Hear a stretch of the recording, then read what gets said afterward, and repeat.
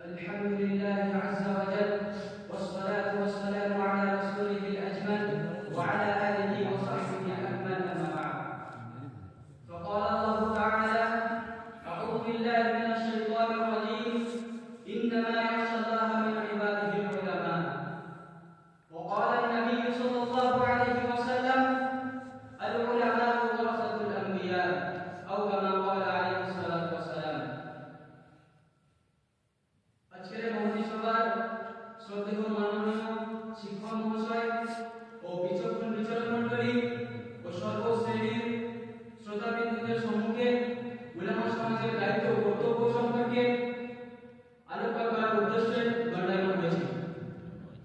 বক্তব্যের শুরুতে উলামা শব্দের অর্থ ও পারিভাষিক সংজ্ঞা পরিচিত করছি।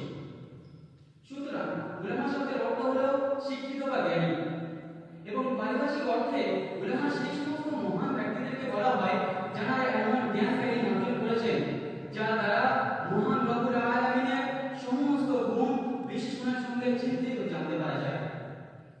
বন্ধুগণ, যার প্রশংসা গুণ বিশেষণ যতই বেশি হয় তার দায়িত্ব ও কর্তব্য ততই বেশি করে জানা যায়। সুতরাং আমরা সকলেই অবগত আছি যে বিভিন্ন হাদিস গ্রন্থে উলামা সমাজের সম্মানের উপর বড় বড় অধ্যায় বর্ণিত করা হয়েছে, যা দ্বারা আমরা সহজেই অনুমান করতে পারি উলামা সমাজের দায়িত্ব ও কর্তব্য কতখানি বৃহৎ, কত গুরুত্বপূর্ণ।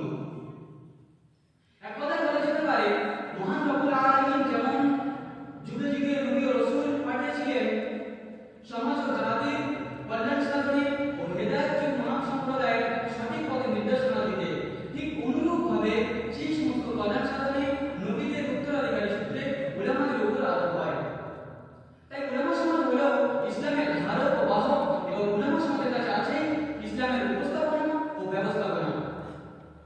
এই পরিস্থিতিতে উলামা সমাজে কি কি দায়িত্ব ও কর্তব্য থাকতে পারে সে বিষয়ে আমার বক্তব্যকে আগিয়ে নিয়ে যাওয়ার চেষ্টা করব ইনশাআল্লাহ তাআলা। আল্লাহ সর্বোচ্চ সাহায্যকারী। উলামা সমাজের অবশ্যই কর্তব্য নিজের জীবনকে শরীয়তের বিধি বিধান অনুযায়ী পরিচালিত করা, কেননা আধুনিক ও আধ্যাত্মিক জ্ঞান ব্যতীত বেকার মূল্যহীন। কেবলমাত্র থিওরি মুখস্থ বিদ্যার কোনো মূল্য নাই।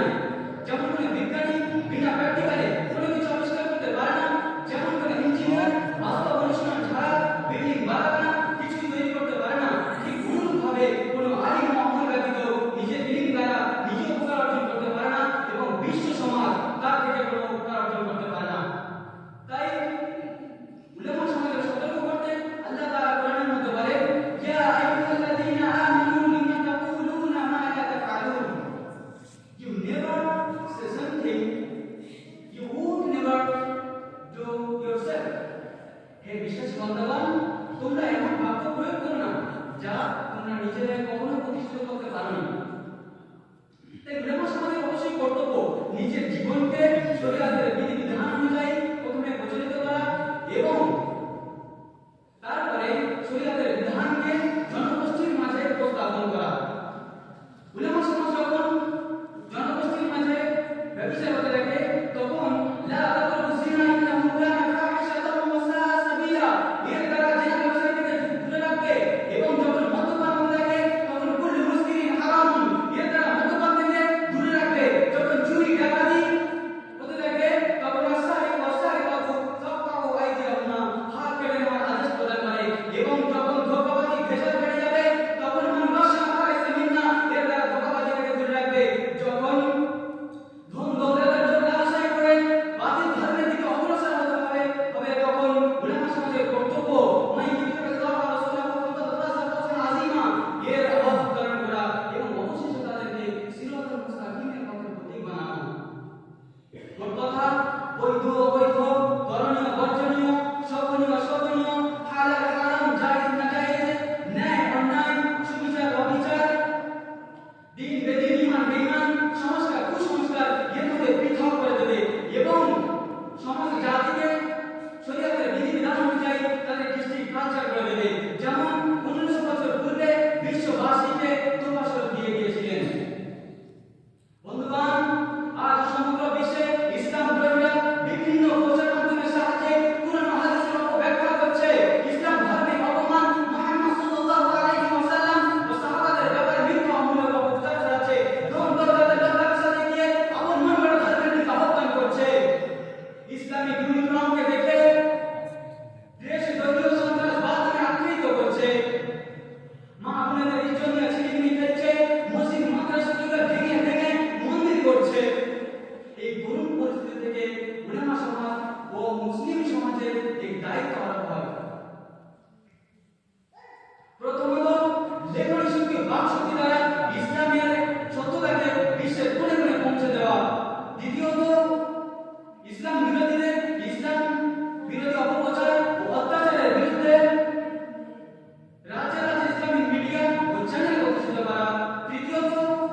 মুসলিম সম্প্রদায়ের সর্বপ্রকার সুব্যবস্থা নেওয়া, যেমন ইসলামিক স্কুল, কলেজ, ইউনিভার্সিটি সম্পূর্ণরূপে ব্যবস্থা নেওয়া এবং অবশেষে ইনিল হক মহিলা বিদ্যাকে প্রতিষ্ঠিত করার উদ্দেশ্যে ঐক্যবদ্ধভাবে সংগ্রাম করা। অবশেষে বলতে চাই, নবীগণ যেমন সর্বশ্রেণীর মানব সম্প্রদায়কে, চাই সে ধর্মনীতি, রাজনীতি, ব্যবসানীতি, সকল সম্প্রদায়কে সঠিক পথে নির্দেশনা দিয়েছে। উলামা সমাজ নবীদের উত্তরাধিকারী হওয়ার কারণে এই সমস্ত দায়িত্ব কর্তব্য